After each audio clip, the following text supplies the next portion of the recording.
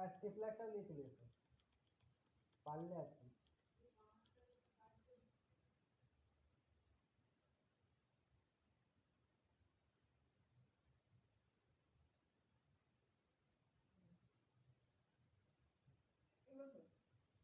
আমি বলে দিচ্ছি তুমি স্টিচ করে দিবে আগে নাকি জানি না লাগিয়ে দাও আমি লাগিয়ে দেবো বলছি আরেকবার লাগিয়ে করতে মানে আমরা ফেটে তোমার জ্বালা করি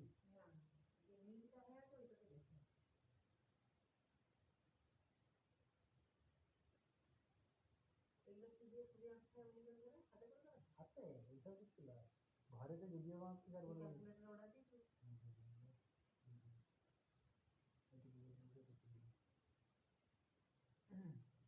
কোথায় গিয়ে টাকাটা বলবি আমি টাকাটা গিয়ে বলবো অসুবিধা হয়ে যাবে দিয়ে হয়ে যেতে পারে অসুবিধা হয়ে যাবে ছোটো টাকাটা আছে বললাম 500 টাকা দিয়ে দিচ্ছি না এটা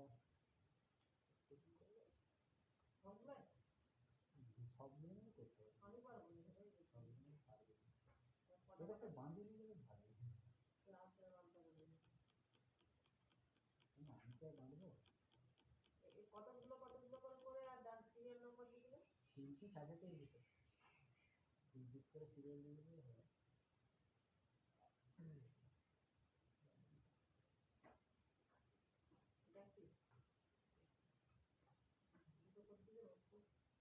এক পিস কোন দিকে দিতে হবে আমি দেখিনি হ্যাঁ একদম এই কোণে মারবে এই যে লাইন আছে এই লাইন এরকম থাকে এরকম লম্বাটে করে এই দিকে যাই এক পিস এই যে এইরকম কিন্তু এটা আমি ভুল করে ভিতর দিকে দিয়েছি হাতের কোনো কন্ট্রোল নেই বা হাতে করে দিয়েছিল সেরকম কম দিতে মাটিয়ে দিয়েছি এইখানটা তো একটু ভিতরে নাহলে ধরো এক পিস দেখি না আমার হাতে লাগছে টানা হিসাবে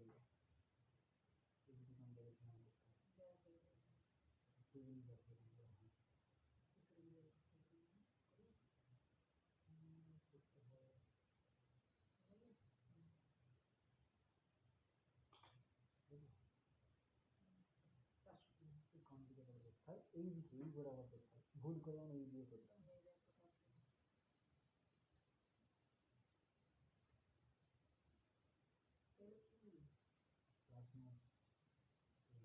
মতো বলে হাতে করে লিখাও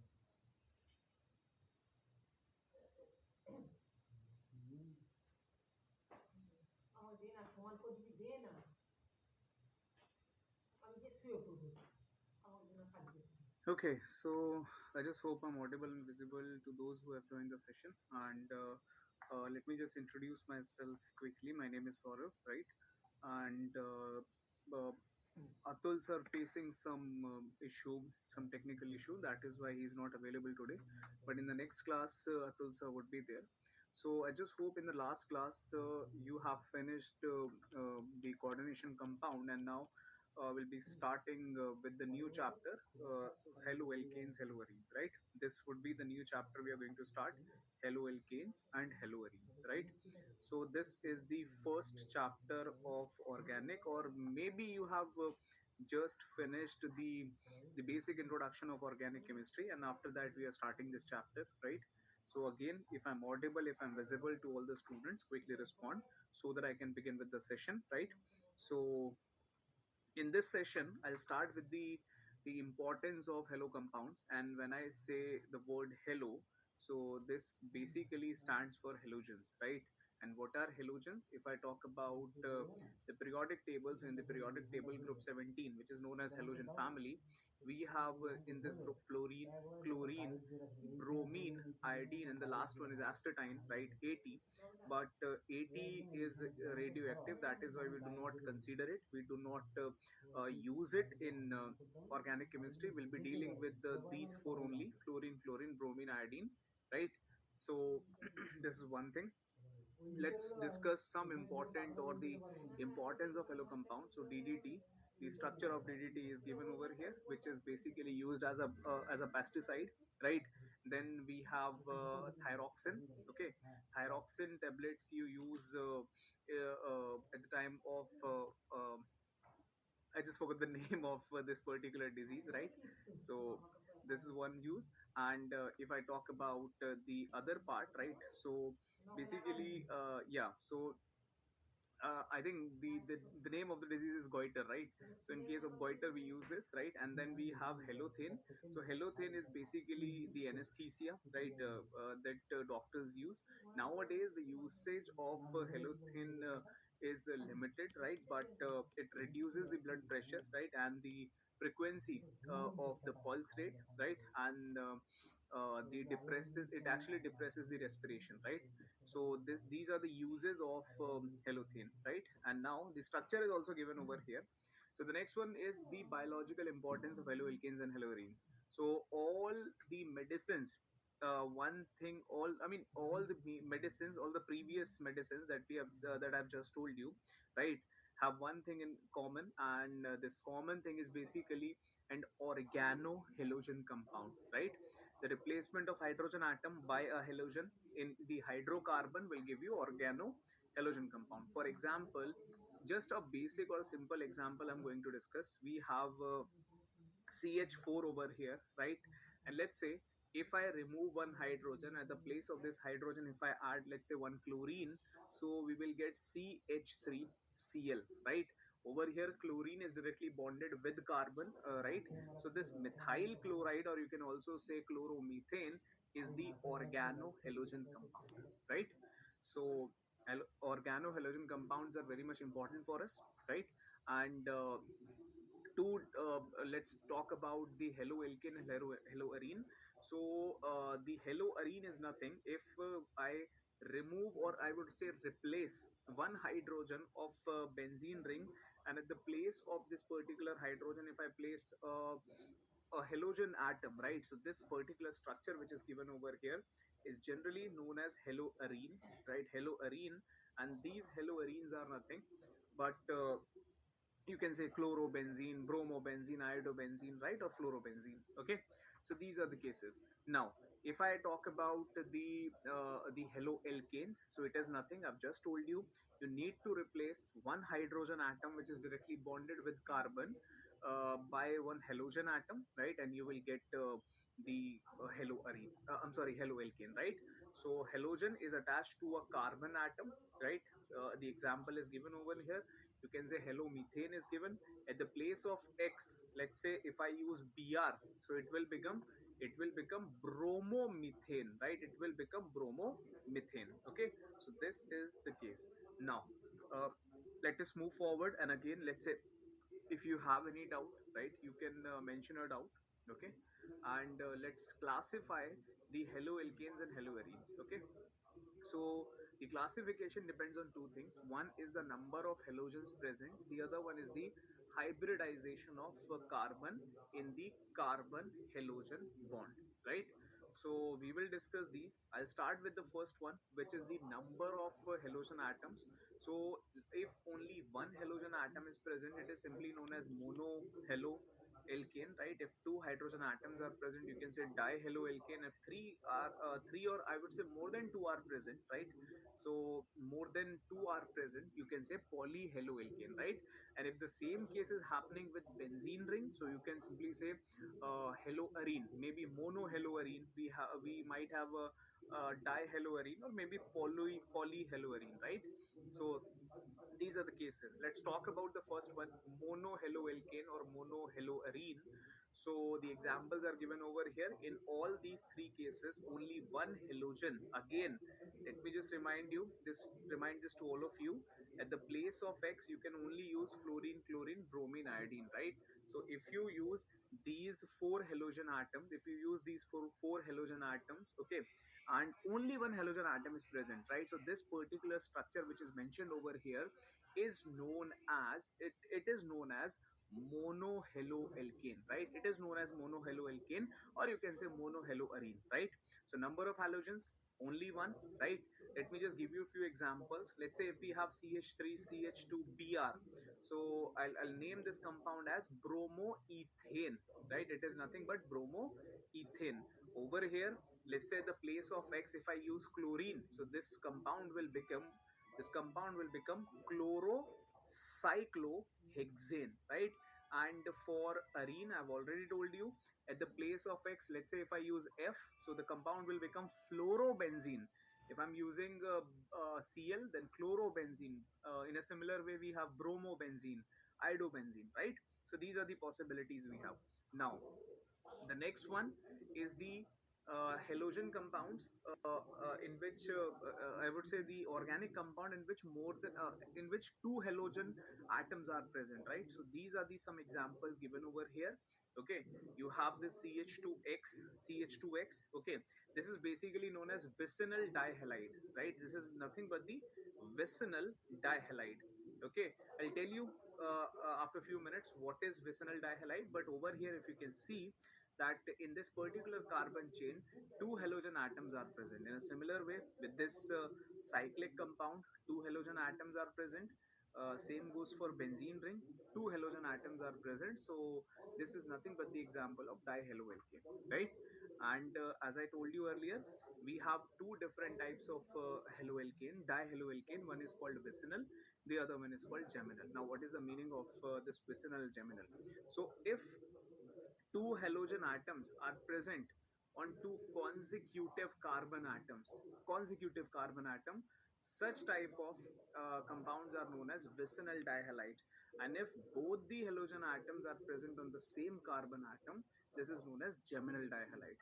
Okay, for example, let's say if I have this compound CH3 CH2, over here we have one chlorine atom, right? And then we have another chlorine atom bonded over here. So the name of the compound would be 1,2-dichloro, right? The name of the compound will be 1,2-dichloroethane, right? It will be 1,2-dichloroethane, or it is an example of vicinal dihalide.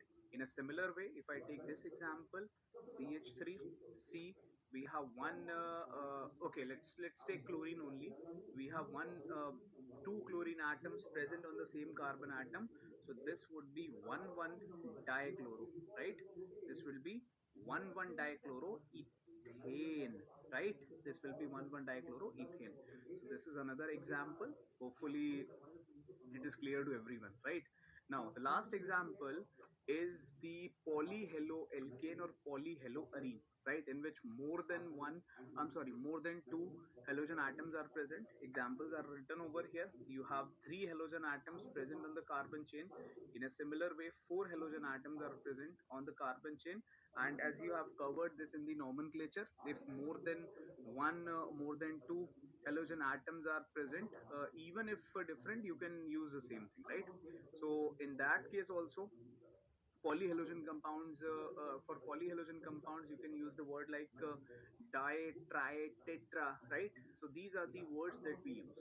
Okay, now let's move forward and let us understand the classification of haloalkanes and haloarenes, right, on the basis of hybridization of carbon in the CX bond. So two possibilities are there. One is sp3 hybridized, right, tetrahedral geometry. The other one is sp2 hybridized, trigonal planar geometry. Okay, so I'll start with the first one. Again, based on the hybridization of carbon, we have three examples: alkyl halide, allylic, and benzylic. We will discuss all the three one by one. Let us begin with the first one. In case of alkyl halide, three possibilities are there. primary, secondary, and tertiary. Sometimes you can also refer them as uh, 1 degree, 2 degree, and 3 degree, but it is always better to use the words like primary, secondary, and tertiary, right? So if I talk about the alkyl halide, the general formula of the alkyl halide, or you can say for the homologous series, the formula would be CnH2n plus 1 X, right? So the formula is CnH2n plus 1, and then you have 1x, and n is nothing but the number of carbon atoms, right? It is nothing but the number of carbon atoms. Let me just give you an example. Let's say if we have methyl chloride. So over here, if you apply the formula, it will be C1H2 plus 1, again 3, and 1 halogen atom. If I use CH3, CH2, let's say Br, right? So in that case, you have 2 carbon atom, 5 hydrogen, and 1 bromine. Again, N is 2, right? It can be written as 2 into 2 plus 1, right? C2, the value of N is clearly 2, right? So this is the general formula for the homologous series of alkyl halide, right? Now let's talk about the degree. So if a carbon atom is only bonded with one carbon chain, right? So such type of carbon atom is considered to be primary, and if a halogen is directly bonded with this particular primary carbon, then we simply say that it is the example of primary alkyl halide, right? If I talk about the secondary carbon, so I just hope you guys are already aware. Secondary carbon is the one in which two alkyl chains, or a carbon which is directly bonded, a carbon which is directly bonded with two carbon atom, right? Considered to be secondary. And over here, if you can check, this carbon atom is directly bonded with one halogen, so it is secondary. So secondary alkyl halide is nothing but a compound in which the halogen is directly bonded with secondary carbon, right?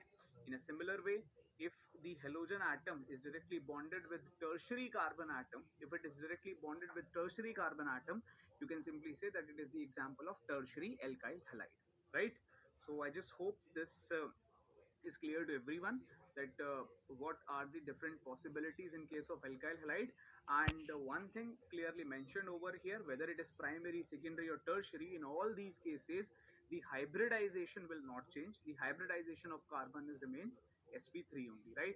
Now let us move forward and understand the allylic halides, okay? And these two words, allylic and benzylic, are very much important. So I would request all of you that please be focused, okay? And now let's understand the allylic halides. The sp3 hybrid is directly attached to the carbon-carbon double bond, right? We are giving definition to an example that we know. Don't you know an example of a particular allyl halide? You know there is a double bond, there is a single bond, and then there is a halogen attached. You also know that here we have a possibility, very good possibility, that the X minus can leave, a carbocation can be formed, and this is what we call as allylic carbocation. So we can define anything and everything because we know and we've relished and lived the examples. So look at the examples once again. You can see that here we have two allylic carbons, this also and this also. But if I'm saying allylic halide, then you know that this is the carbon to which the halogen is attached. So this is what I'm going to refer to when I'm saying this is an allylic halide. So this carbon to which the halogen is attached, this is the allylic carbon. You know that. Nonetheless, this is also allylic carbon. Don't miss that. Whereas here also you can see this is also allylic halide, this is also double bond single and then the halogen attached. Nonetheless, this is also allylic halide, right? So everybody, if I asked you to point out the allylic positions, allylic carbons, I should say, you should be able to do that in no time, just like that in the flash of seconds, right? So this is simple. Everybody knows these carbons that we have mentioned are allylic carbons. Here what do we have? A beautiful dancing, it's dancing. The molecule was dancing. We have a dancing allylic halide coming out here, right? So you can see that this is the allylic carbon, the carbon which is attached here to the halogen. This is sp3 hybridized carbon. Where is it? There's a doubly bonded system and then a single bond, and then to that particular carbon there is a halogen attached. So we know now how an allylic carbon, allylic halide looks like. In fact, we know the next one also, how a benzylic halide is going to look like. Benzylic halides are also simple, where what happens? Halogen atom is bonded to a sp3 atom which is directly attached to a benzene ring. You know benzene with a CH2X. You've seen these kind of examples in SN1, SN2 as well. You know that this is nothing. Here, X is nothing but halogen. R here are the alkyl groups that we are referring to. These are the benzylic carbons that we are referring to. So these are the benzylic carbon that everybody of you know, and you should be able to replicate the examples all by yourself, right? You can see that it's what kind of an alkyl halide? Benzylic halide. How many hydrogens are here? Two. So it's a one degree benzylic halide. The other one, you can see it is attached to two alkyls, two alkyl groups. There's not a single hydrogen attached here. So it's a 3-degree benzyl halide. Don't you understand? If I give you this example, there is this benzene with a one hydrogen, of course halogen, and let's say one R, one alkyl group attached. So let me also tell you it's an alkyl aryl halide because there's an alkyl group also, an aryl group also which is attached. And how many hydrogens are attached to this carbon, which is sp3 hybridized directly attached to the halogen?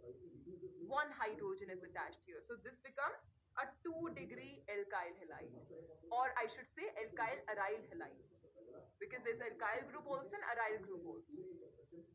Well, now let me show you. So this is the example of a benzyl halide coming your way. You can see this sp3 hybridized carbon to which the halogen is attached to two hydrogen and one benzene ring. So of course, this is what we are saying as a benzylic carbon. Now moving ahead, if I'm talking about this particular species, now one of the hydrogens I'm replacing by methyl, again it is still benzylic halide, right? This is still a benzylic carbon to which the halogen is attached, but now the degree of this benzylic carbon will not be primary. It will now rather be secondary because one hydrogen is still attached. If we remove that hydrogen, also place another alkyl group, then it becomes a tertiary alkyl aryl halide, isn't it?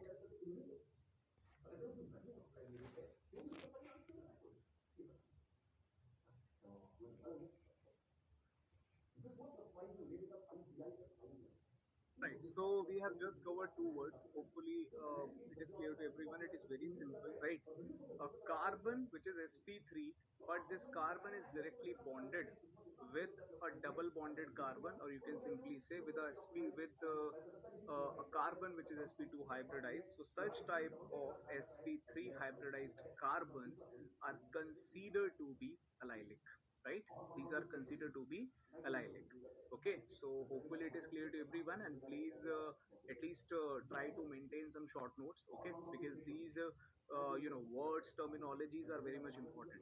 So what is an allylic carbon? It is very simple. A carbon atom which is sp3 itself, but it is directly bonded with the one sp2 hybridized carbon atom, is considered to be allylic carbon. Now what is an allylic halide? So it is very simple. If this sp3 hybridized carbon, this allylic carbon, if it is bonded with sp2 hybridized carbon, so such type of halogens are considered to be, such type of halide compounds, haloalkanes, are considered to be the allylic, right? These are considered to be the allylic halides. Now what is the benzylic carbon? So again, uh, a carbon which is sp3 itself, and it is directly bonded with the carbon of benzene ring, right? So it is considered to be the benzylic. So this carbon atom over here is considered to be benzylic, right? So what is an benzylic halide? So let's say if I have this example over here, right? We have CH2 and then we have this Br. So this particular compound is basically an example of benzylic halide, right? So hopefully it is clear to everyone. If you have any doubt, if anything is not clear, then do let me know. So the next one is the classification, which is based on the hybridization, but this time the hybridization will be sp2. So we have two different types of compounds based on this criteria. One is vinylic, the other one is aryl. Okay. So vinylic, in case of vinylic, you can clearly see that the carbon itself is double bonded. So vinylic carbon is nothing, but it is basically a carbon which is directly bonded with a halogen, right? So sp2 hybridized carbon is there, right? This sp2 hybridized carbon is considered to be vinylic, right? And this vinylic carbon atom is directly bonded with halogen. So such type of compounds are considered to be vinylic halides, right? Now the next one is aryl halides. Now what are these aryl halides? So when we talk about the aryl halides, again the carbon is still sp2 hybridized, but it is basically the part of aromatic ring, right? So if we have this compound, all these carbon atoms are considered to be aryls, right? All these carbon atoms are considered to be aryls, right? Why? Because these carbon atoms are actually sp2 hybridized, right? So hopefully it is clear to everyone. And now let us move forward. And the question is a halo compound polar or non-polar? So let's understand this. So if I talk about the difference of electronegativity, so we know that halogens, the entire group 17, is the most electronegative group of the entire periodic table, due to which it has this partial negative charge, whereas carbon, which is very less electronegative, right? So it will have this partial positive charge. Okay. And due to this difference, due to these charges, this bond becomes a bit polar, right? This bond becomes a bit polar. Okay. So the higher the difference of the electronegativity, right, between the carbon halogen, more would be the polarization of carbon halogen bond. For example, if I compare all these bonds, we have carbon fluorine, carbon,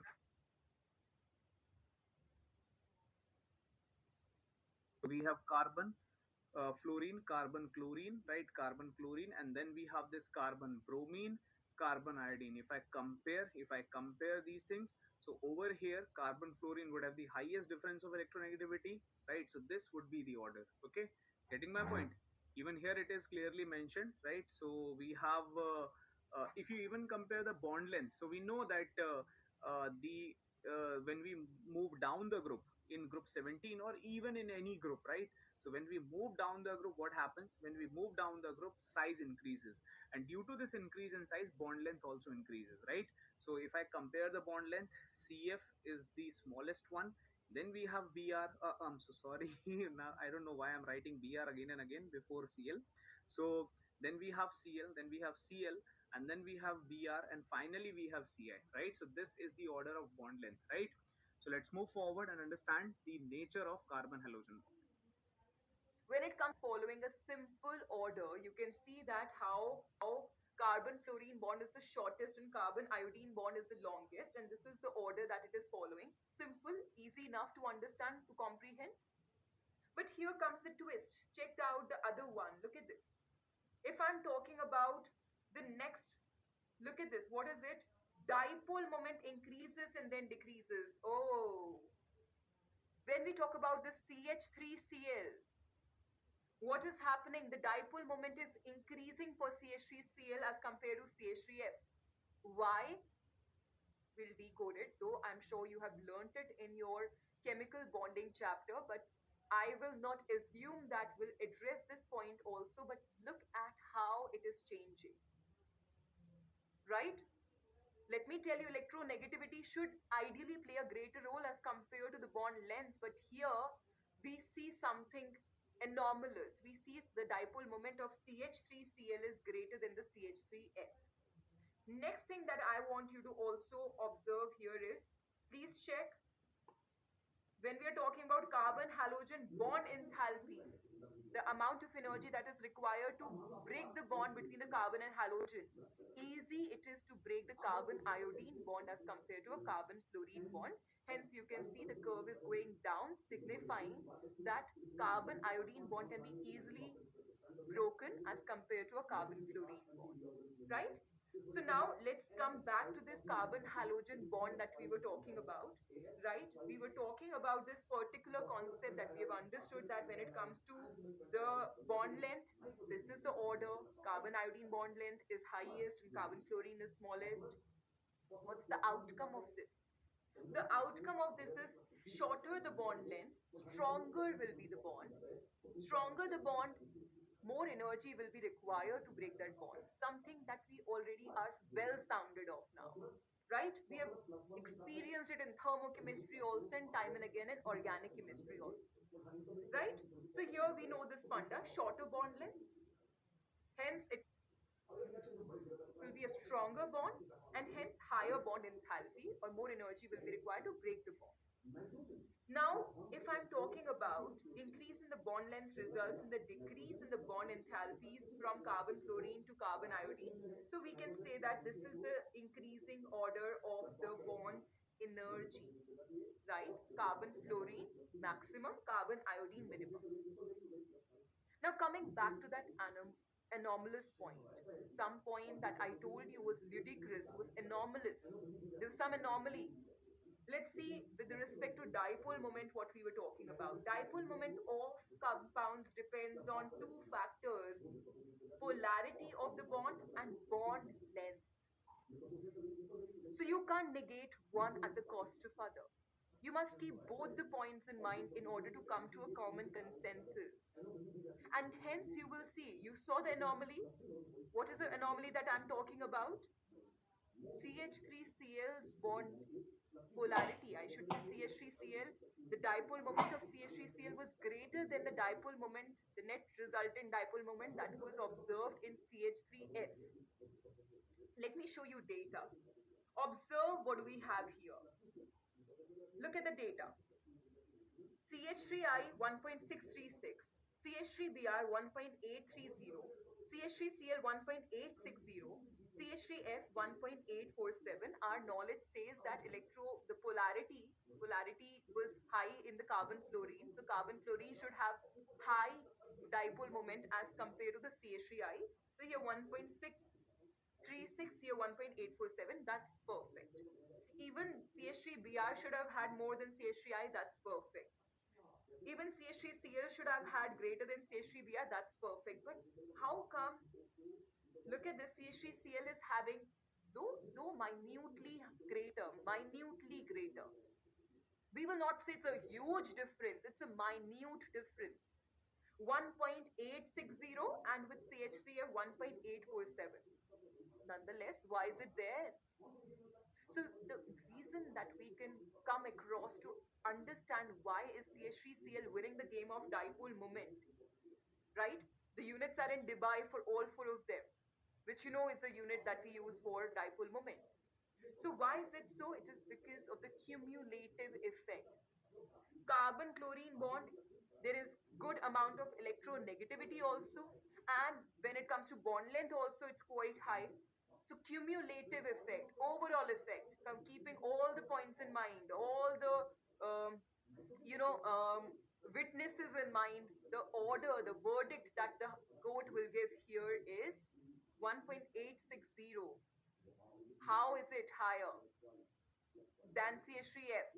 The reason being cumulative effect. The electronegativity was also high enough and the bond length was also high enough. The resultant is what we saw. So we can come to the conclusion that increasing dipole moment here, the reason is simply, if I have to describe it, I can give it like this. Carbon fluorine bond is expected to have the higher dipole moment because of the high electronegativity difference between the carbon and fluorine. But of course, when it comes to just understanding on the basis of electronegativity, that's what we would have said. CH3F is having higher greater dipole moment as compared to CH3Cl. But carbon chlorine bond possesses a greater dipole moment than the carbon fluorine bond due to the cumulative effect. This term becomes very important, can be asked directly or indirectly by the examiner, of polarity and bond length. So both to be kept in mind. Okay.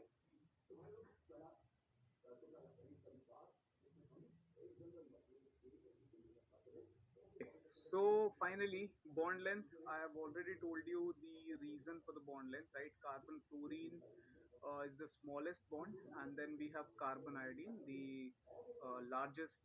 I would say this bond has the largest bond length, right? If you compare the bond is enthalpy. In fact, this second point you guys have already covered in a P block, directly, indirectly, right? That we know that in case of carbon fluorine, or simply I would say in case of fluorine, we know that these it has small size due to high repulsions and high interelectronic repulsion. The stability of bond decreases, and if the stability decreases, then yes, the enthalpy, the amount of energy which is required to dissociate the bond, also decreases. Okay, so carbon fluorine bond also has the higher dipole moment, and carbon fluorine bond, due to the cumulative effect of polarity and longer bond length. When I use the word cumulative, it means collective effect, right? Please do not get confused that what is the meaning of this word cumulative. Okay, so due to the high polarity and longer bond length, what happens over here, the carbon chlorine bond would have higher dipole moment as compared to the carbon fluorine. You guys are already aware of the formula. It is nothing but q into distance, or you can simply say charge into distance of separation if you want to calculate the dipole moment, right? So hopefully it is clear to everyone. And now let's quickly move forward. And the second part is preparation of haloalkanes. So this was the introduction part of haloalkanes, right? And haloarenes. Now let's understand the preparation. So multiple preparations are possible: alcohol, hydrocarbon, halogen. We will start with the first one, which is the alcohol. And in the alcohol, we have the first one, which is called the halogen acid. And when I say halogen acid, I'm talking about the acids like HF, HCl, HBr, HI, etc. Right? So over here, one general reaction is given. We have ROH and HCl. It will give you RCl and water. I would rather write this reaction in this way: ROH, then you have HCl, right? And what you can do, you can simply remove water from the middle, right? And we know that to form water we need HNOH, right? And once you do that, you will simply combine RnCl, and you will get alkyl chloride, right? RCl, you're getting alkyl chloride. So dry HCl is passed through aqueous solution of alcohol, or alcoholic solution, right? Is heated with concentrated HCl. Let me just quickly show you this. In this GIF, you would be able to understand that what is happening over here. So you have this alcohol molecule, and the example which is given over here is the tertiary alcohol, right? So this H would be combined with this particular OH group. We know that oxygen cannot bear this positive charge because water is a good leaving group. So water will be removed, carbon would have a positive charge, and this halogen Cl negative will combine itself with carbon, and finally the alkyl halide, or you can simply say alkyl chloride, would be formed, right? So this is the compound formed over here, and hopefully it is clear to everyone, right? So let's quickly move forward and understand the next part of it. Strong HCl is used in the reaction, the dissociation of HCl is very less. You have HCl, that to a conk one, or let's say it's dry, there is no water that will help in dissociation of H plus and Cl minus. So this dissociation is not very prominent, the dissociation is very less because we're taking conk HCl. So there is something that you must remember, that we generally use, you will see conk HCl and ZnCl2 written. This kind of a mixture is what we take usually when we are doing it in lab. When we are doing this kind of alcohol preparation of haloalkane from an alcohol using halogen acid, we usually take ZnCl2. And the moment you look at this duo, the moment you look at this couple, the moment you look at this HCl plus ZnCl2, this conk HCl plus ZnCl2 must strike Lucas in your head, right? So Lucas reagent coming your way, very important one, because it is used in a test of distinguishing. When I say the test of distinguishing, you know that there is something that's happening which can be easily observed from your naked eyes, right? Either either there can be a color formation or some precipitation or some turbidity coming or cloudiness coming, which is exactly what will be the case in this particular scenario, right? What are we saying? We're saying just using conc HCl is not going to support this kind of a conversion that we are aspiring for easily. So it's better to use ZnCl4, ZnCl2. So hence, anhydrous ZnCl2 is used for the removal of OH group in 1 degree and 2-degree alcohols. Now that's interesting. We know that for tertiary alkyl halide, the reaction can still occur with HCl. But when it comes to secondary, right, you will see it's very difficult. The reaction taking place under normal condition using just conc HCl is difficult, right? So what is going to be, because you know that secondary carbocation is not as stable as tertiary is. So you know that for secondary, it becomes important that we add ZnCl2. And if we're taking ZnCl2 for the tertiary alcohol, also you will see the reaction happening like with a lightning speed. But when we talk about 1 degree alcohol, under normal conditions, when I'm saying under normal conditions, what I mean no temperature. We're not increasing the temperature. We're talking about normal temperature and pressure conditions. In that case, even with ZnCl2, if we are starting with primary alcohol, it's very difficult to obtain primary carbocation at room temperature conditions because it's highly unstable. So you would not, in fact, see under normal condition reaction happening of alcohol with conc HCl plus ZnCl2 for a primary alcohol as well. For secondary and tertiary, it's going to work miraculous for us because you will see it's a test of distinction and we can easily distinguish 1 degree, 2 degree, and 3 degree alcohol. So check it out when I'm talking about our OH plus HCl. When we have 3 degree alcohol, reaction can take place without ZnCl2 also. But when we have a 2 degree alcohol or 1 degree alcohol, we generally use ZnCl2. For 1 degree alcohol, some vigorous conditions are required, like increase in temperature, but 2 degree alcohol can take place like in 10 minutes under the normal conditions also. So let me show you the reagent that I'm talking about, this conc HCl and anhydrous ZnCl2, is used with the preparation of alkyl halide from alcohols, like I mentioned, like you know the heading, like you know the agenda. And the test that I was time and again speaking about is this particular Lucas test.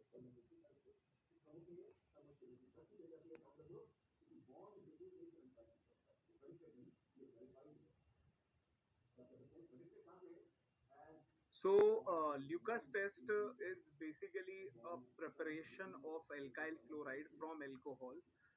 But again, if you are using Lucas test, so it can be used as a, confirmatory test for primary, or I would say it can be used to distinguish between primary, secondary, and tertiary alcohol.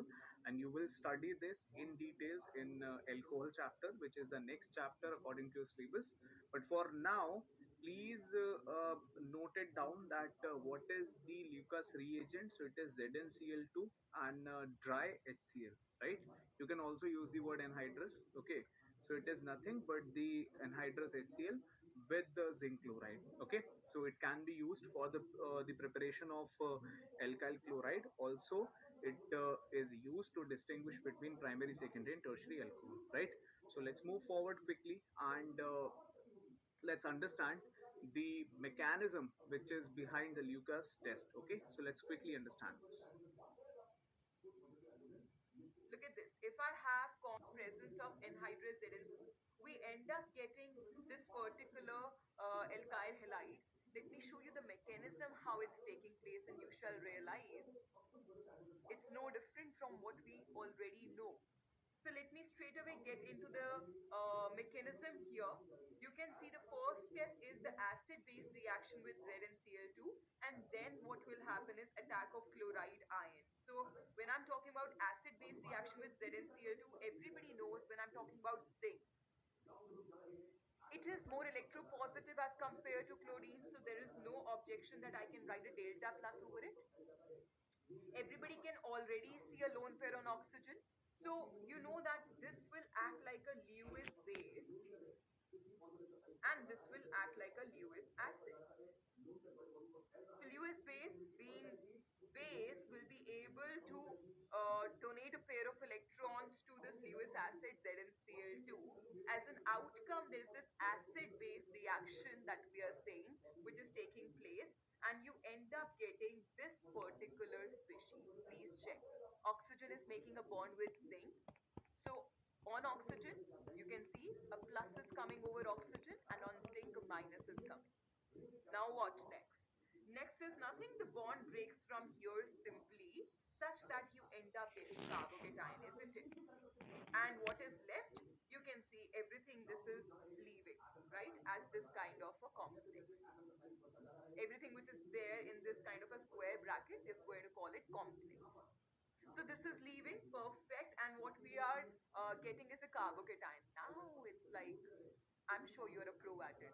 Doesn't require my explanation. You know SN1, you know carbocation is formed, you know the degree of carbocation, or I should say the stability of carbocation, how crucial role it plays in the reactivity when we talk about SN1 mechanism.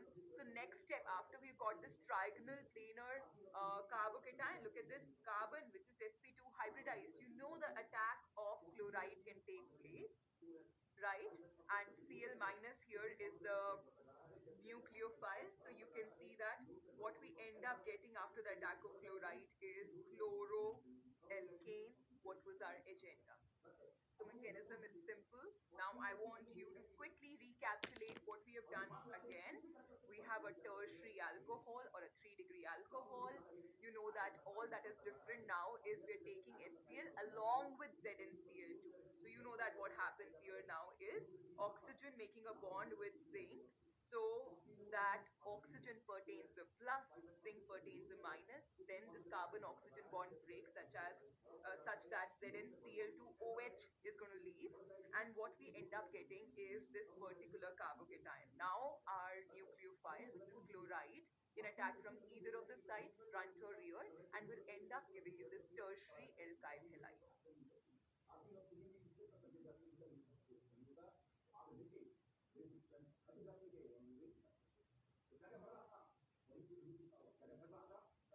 Okay, so these are the steps which are involved, right, in the mechanism of Lucas test. Again, I would suggest you that please do not,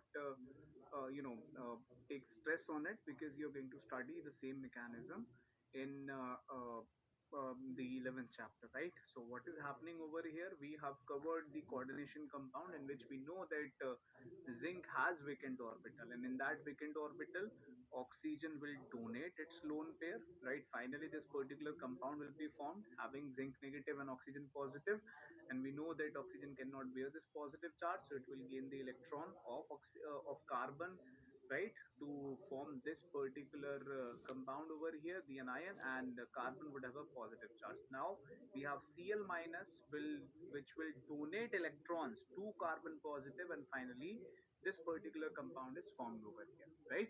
So hopefully it is clear to everyone. And now let's move forward, right? And let's quickly see this particular GIF which is mentioned over here.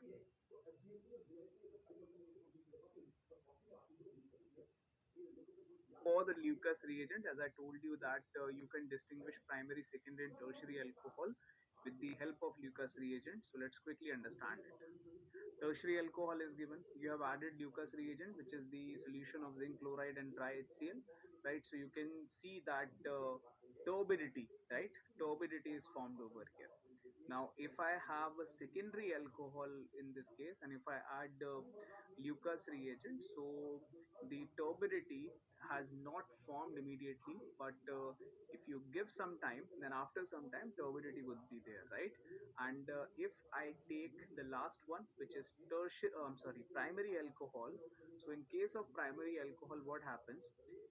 Either the turbidity will not be formed, or turbidity will be formed after heating, right? But if you are not heating the solution, that even after for waiting, let's say for 5 minutes, 10 minutes, no turbidity would be there, right? Turbidity would only be there on heating, otherwise no turbidity would be formed, right? So it is clearly written over here. In tertiary alcohol, if you add Lucas reagent, you will get instant turbidity. Now if you ask me, sir, what is turbidity, so the the texture like limca, which is a cold drink, right? Or you will say, I would say that a lime solution, right? So such type of solutions are considered to be the solutions having turbidity, right? Secondary alcohol is given reacting with Lucas reagent, it will give you turbidity after some times, right? Then we have a primary alcohol, which actually does not give any turbidity even after waiting for like 5 to 10 minutes, right? So this is one part of it. Now the next one, the alcohol, can alcohol react with any other acid to give an alkyl halide? If the answer would be no, then obviously we would not use these reactions, right? The question would not be there. So let's quickly understand this preparation of alkyl halide from alcohol. So we have KBr, potassium bromide, which is a salt. The reaction takes place in the presence of an acid, H2SO4, right? And nothing is happening over here. Again, to memorize the final, the major product, what you can do, you can simply remove this K and OH, right? And once it would be removed, R and Br would be combined to give you the major product, right? In a similar way, if I simply remove KOH from here also, you will get Ri as the major product, right? And in the byproduct, yes, KHSO4 is formed, KH2PO4 is formed, right? For Ki, for this particular reaction, you need at least 95% H3PO4 phosphoric acid. And you have just studied that in the case of Lucas reagent, in this particular reaction, the carbocation is formed, right? And since the carbocation is formed, therefore the order would be simple. Tertiary alkyl halide will react faster, I'm sorry, the alcohol, not the alkyl halide, will react faster. Then we have secondary, and the reaction would be slowest for the primary alkyl halide, right? Primary alcohol. And aryl halide cannot be prepared from phenol. Why it happens? Because we know that if we draw the resonating structure, I will not draw all the resonating structure, but I'll give you a brief that what is the meaning of the word which is written over here. If I start drawing the resonating structure of phenol, so what you will see that there would be a double bond character, right? If you complete the structure, you will say partial double bond, but I have drawn only one. So over here you can see that there is a partial double bond character between the carbon oxygen bond, right? And that is why it is very difficult to replace this OH group. Why? Because double bond is there, bond is strong, the enthalpy would be higher, and that is why it is difficult to break this bond, right? And now let's move forward, and the next part is the preparation of alcohol from phosphorus halide. So phosphorus halide, PX3 or PCl, PX5 we have. In case of PX5, we only have PCl5, and in case of PX3, we have PBr3 or PCl3. Let me just give you an example. If I have ROH, right, and if it reacts with, let's say, PX3 or PX5, what happens in this case? You will only get Rx, right? You will only get Rx, okay? And let's say if you, okay, and let me just tell you one more thing. If you are using PX3, so in case of PX3, X can be chlorine or bromine, right? But if you are using PX5, so in case of PX5, X is only chlorine, right? P BR5, P I5, PCl, PF5, these compounds do not exist, right? Then if let's say we have ROH and it reacts with the red phosphorus in the presence of X2, we have red P4 reacting with X2. So in this case, X can be chlorine, I'm sorry, only bromine or iodine, right? And in that case also you will get Rx only, right? So these are the preparation reaction for alkyl halide from alcohol when they react with phosphorus halide, right? Again, in case of PX3, PBr3 and PCl3 can only be formed. In case of uh, pentahalide, only pentachloride exists, right? So a short trick is given to memorize this reaction. So you have PCl3. This is the structure of PCl3, and if you're taking 3 moles of ROH, so what you can do? 1 RCl, 1 mole of RCl. You have another mole of RCl, right? And third mole of RCl. Once you remove these, what is left behind? We have 1 phosphorus, and then we have 3 OH. So 3H, H3, 3O, PO3, right? So this is a way, this may be used as a way to memorize this reaction quickly, right? Another reaction to memorize this particular compound over here. So we have CH3, let me just write it for you because you may not be able to understand because of so many boxes and dashes written over here. So you have this, right? PCl5. So PCl5 I've written in this way, right? Now what I'll do, I'll remove this POCl3, which is a byproduct, right? It is removed. I've written over here POCl3, right? And then HCl would be removed. So HCl is here. Now we are left with CH3, CH2, and Cl. So finally you're getting this product CH3, CH2, Cl, right? So again, to memorize the reaction, these tricks can be used. Okay, so hopefully it is clear to everyone. Again, if you have any doubt, then do let me know. Now the next one is the preparation from thionyl chloride. Okay, and when you prepare the alkyl chloride from thionyl chloride, it is one of the best preparation method for the preparation of alkyl chloride.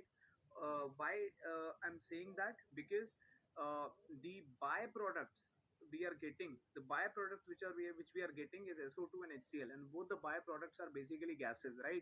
So you need not to waste your time and the expenditure, right, on the filtration of the compound, because SO2, it is a gas, it will be removed from the container. In a similar way, we have HCl, which is again simply be removed from the container, right? So thionyl chloride, SOCl2, right? So we have written the reaction SOCl 2, right? And then we have alkyl, we have alcohol, right? So it can be written as CH3, CH2OH, right? What we will do, first we will remove HCl, right? Then we will remove SO2, right? Sulfur dioxide gas, and finally we will combine these two, right? So CH3 is there, CH2, and then we have finally Cl, right? So this is the compound. Hopefully it is clear to everyone. Okay, and if you have any doubt, then do let me know. Okay, so let's move forward now. And the reaction of alcohol with SOCl2. Let's quickly understand this. Okay, so I've already told you that the byproducts are gaseous in nature. They can escape easily from the reaction mixture, and the reaction follows SNI mechanism. I think you haven't covered SNI mechanism because you will study this SNI mechanism in this chapter only later on. Okay, so you need not to worry about it. So intramolecular nucleophilic substitution reaction in which retention of configuration takes place. But again, you do not have to worry about SN1, we have SN2, SNI. You will cover these mechanisms in this chapter only, right? So a basic introduction, I would say a basic reaction is given, the way the reaction proceeds. So the reaction of alcohol with thionyl chloride in the presence of pyridine, right? If you're using pyridine, it actually causes the inversion of configuration. Why it happens? So what is the meaning of inversion? So over here, if you can notice, we have A, let's say this ethyl is denoted by A, then we have B, and finally I have marked D, right? And then we have OH.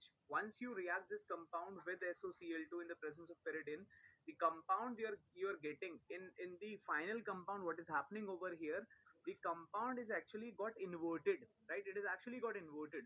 So A would be here, then we have B, and finally D. Okay, and OH will be replaced by Cl, right? So that is why it is called the inversion of configuration. I just hope you are aware what is the meaning of inversion, right? So this is happening over here, but again, need not to worry. You will study all these words during the substitution nucleophilic mechanism. You will cover all these topics over here, right? So this is the mechanism. Now the next one will be talking about the preparation from hydrocarbons, and in hydrocarbons we have two options. One is alkane, the other one we have is called alkene. Okay, so I'll start with the first one, which is the preparation of alkyl halide from alkane, and you have already covered this thing in class 11th, right? It follows the free radical mechanism. Okay, so let me just quickly tell you what happens in such cases. So let's say we have this CH3, right? CH2, CH over here, I'm writing 1H in this way, and then we have CH3, right? So this carbon hydrogen bond will undergo homolytic fission, right? In a similar way, we have Cl2, right? Cl. It will undergo homolytic fission, right? And once they get into homolytic fission, you will get chlorine free radical. In a similar way, in this case also, after the dissociation is this dissociation of this bond, you will get carbon free radical. At the same time, hydrogen free radical would be there, right? One chlorine will be combined with hydrogen, and one chlorine would be combined with carbon, and finally you will get the product CH3, CH2, CH, one Cl over here, and then you have the CH3, right? So two possibilities are there. Why? Because if you check the degree, right, of all these carbon atoms, we have primary, another primary, secondary, and this one is also secondary, right? So in such cases, since we have two secondary carbon atoms, or I would say we have one secondary and one primary, so two possibilities are there, and that is why we are getting one chlorobutane. At the same time, we have two chlorobutane, right? So these are the possibilities that we can see. Okay, so let's move forward now, if it is clear to everyone. So I'm moving forward, and the next part is, if you, let's say, if multiple possibilities are there, right? If multiple possibilities are there, so this is the order of reactivity. Again, if you have already covered this point, I believe in GOC, right, that tertiary free radical would be the most stable one, and then we have secondary and finally primary, and that this is the reason due to which the rate of reaction would be highest in case of tertiary free radical, then we have secondary, and finally we have this primary, right? So this is one part of it. And now, how to find the relative amount of a particular product, although it is not that required, but let's quickly understand it. So the formula is very simple. It would be relative yield is equals to number of hydrogen multiplied by reactivity. Let me just give you an example quickly. So this is the case, right? Two examples are given. You have one chlorobutane, which is primary, and then you have two chlorobutane, which is obviously secondary alkyl halide, right? And the value, the reactivity is given over here, right? But again, you need not to memorize any reactivity. It is not important for our exam point of view, right? So over here, if I calculate, so how many hydrogen atoms are present in the first case, how many primary hydrogens are present, right? So this is primary carbon, this one is primary carbon, so overall we have six hydrogens. The reactivity which was written on the previous screen was 1, right? So 6 into 1 will give you 6, right? So the relative yield of the primary compound would be 6%, I would say. It would be 6% only, right? And the relative yield of the second one, which we have the secondary case, right? So what I'll do, I'll calculate it for the secondary hydrogens, right? So you have hydrogen. How many hydrogens are there? 4. And for the secondary case, the yield was just 1 second. Okay, it was 3.8. It was 3.8, right? So 4 into 3.8, the result would be 15.2. If you want to calculate the total yield, it would be 21.2. Why? Because 6% for primary, right? 15.2% for secondary. If you take the sum, it comes out to be 21.2, right? So hopefully it is clear to everyone. And now let's move forward and understand bromination. So we have just covered the case of chlorination, which actually based on the free radical halogenation, and let's understand bromination now. Relative rates with the it is 1600 times more as compared to a primary. So even if you do not know ratio, all that you know is tertiary uh, free radical is more stable than a secondary free radical. This much will suffice here.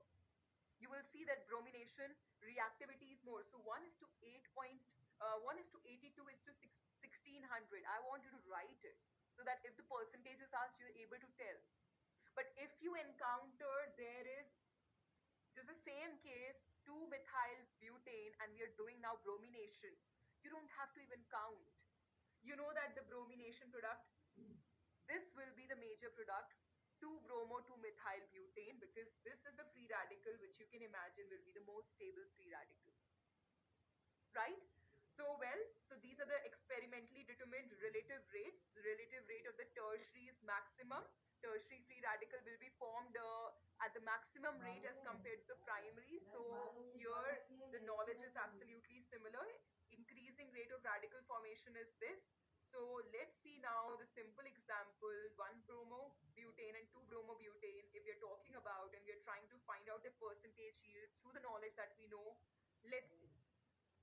We know that number of hydrogens in this very simple case of butane is 3 plus 3 6 into 1, right? Whereas secondary, we know that we have to multiply by 82 now. So there are 4 into 82, you can see 328. There's no comparison. The relative yield of a 2 uh, bromobutane will be any day higher than 1 bromobutane. That's what the data tells us. Data is to understand things with a precision. So here, look at this. Total yield shall be 328 plus 6, that is 334. How do we find out now exact percentage yield?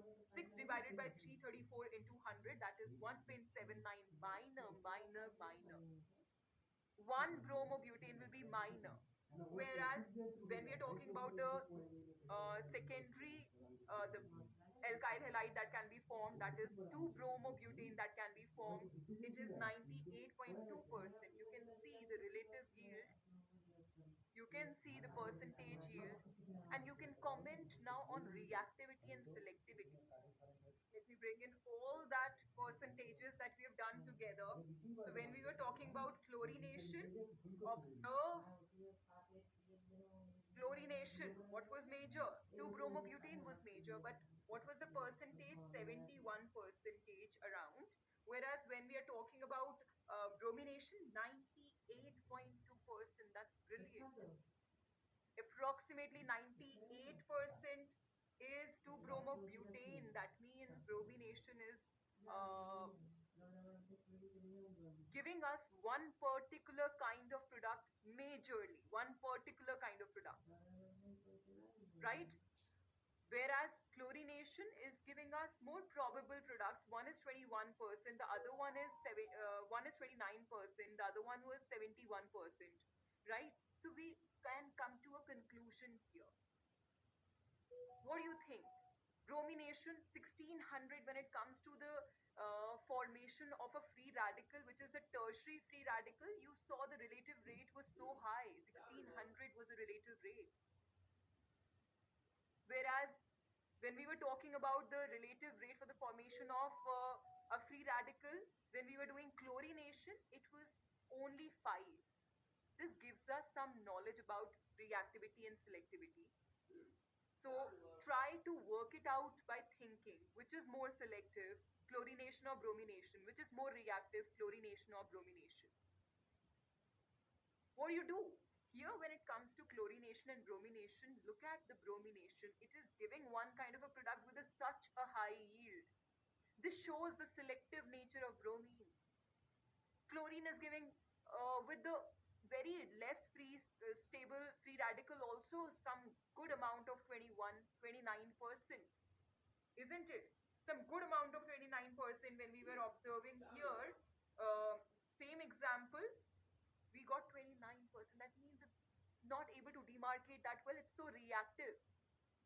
So let me give you some fundas here that when we are talking about bromine radical, when a bromine radical is the hydrogen abstracting agent, the difference, the differences in reactivity are huge. The reactivity factor becomes more important than the probability factor. What does this bookish thing mean? It means a simple thing. When we are saying the reactivity factor becomes more important than the probability factor, all that we're trying to say is chlorination is more reactive, bromination is more selective. Out of chlorination and bromination, reactive is chlorination. You can see it is ending up giving you where there's a formation of free radical, which is 1 degree. That percentage yield of that particular 1 degree free radical also is turning out to be more.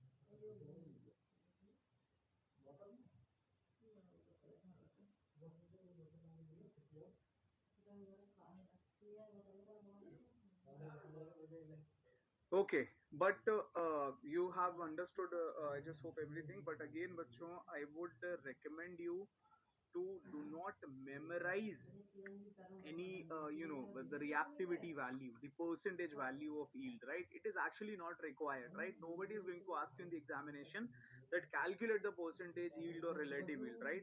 uh, they never ask such type of question in any examination. We have only used this data to make you understand that how it is happening, right? But again, you need to understand the concept in that sense only. But please do not mug up these values. These values are not important from your exam point of view, right? So percentage yield is given of bromobutane, which is nothing but the primary case, right? Then we have 2 bromobutane, secondary one, right? And so we can calculate percentage yield only by experimental method. Absolutely, Kaushik. And that is why I'm saying again and again that in the theory paper they do not ask, because obviously it is I mean, even if I ask you to calculate that, please calculate this value, it is more or less like I would say unusual, right? It is not possible just by seeing the compound to tell that yes, that much percent would be formed of this compound A or B, right? That is what I'm saying. So chlorine would be more reactive while bromine is more selective, right? If I talk about rate of halogenation, as I told you, again in the free radical mechanism, due to we have seen the formation of free radical carbon, and the order is simple.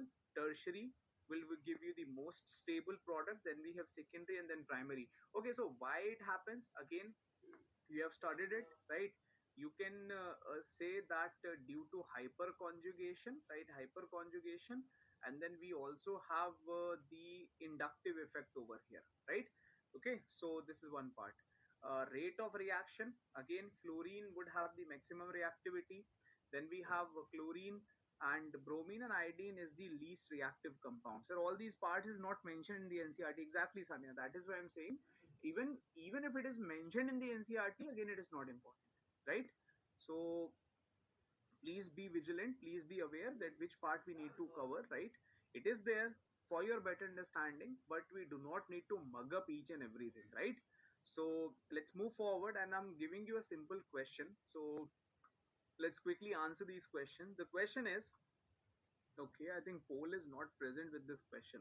Okay, so Paul is not there, but again, I would request all of you to quickly answer this. It says, from amongst the following alcohol, the one that would react fastest with concentrated hydrochloric acid and anhydrous ZnCl2, right? Let me just tell you, this concentrated HCl and anhydrous ZnCl2 is nothing but Lucas reagent, right? It is nothing but the Lucas reagent, right? It is the Lucas reagent. One point.